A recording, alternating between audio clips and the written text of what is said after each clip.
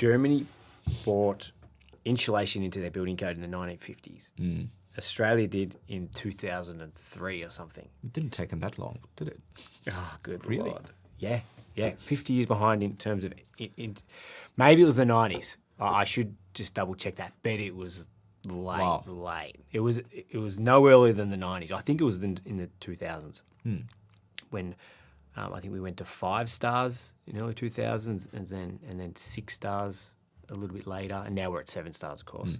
But we're still miles behind Germany. So I'd love your perspective. And sorry, just to say, we've got a retrofit playbook event coming up with Boroondara Council and the Sustainable Builders Alliance that I'm presenting at. And so I've been doing a bit of research.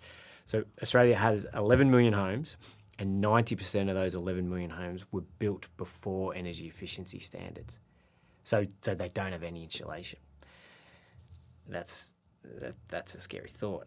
And a lot of people, of course, live in these homes in Melbourne that isn't so temperate. It's quite extreme, very cold in winter.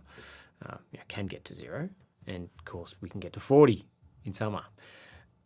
And to add to that, Australia has more deaths from the cold than Sweden does per capita.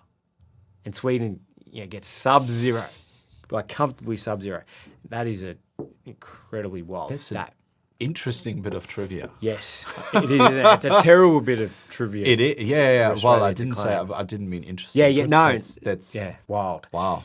So I'd love your perspective on how, coming from Germany, how do you see the quality of Australian homes, I suppose, in terms of energy efficiency? I think you've summarised it pretty well.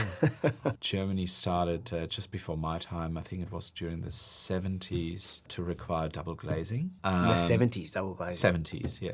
We don't have it here yet. The pattern at the time, so I've been told, was very similar to how we have it, how we're going through it in Australia at the moment, where it's seen as a bit of a luxury add-on. And it caught on.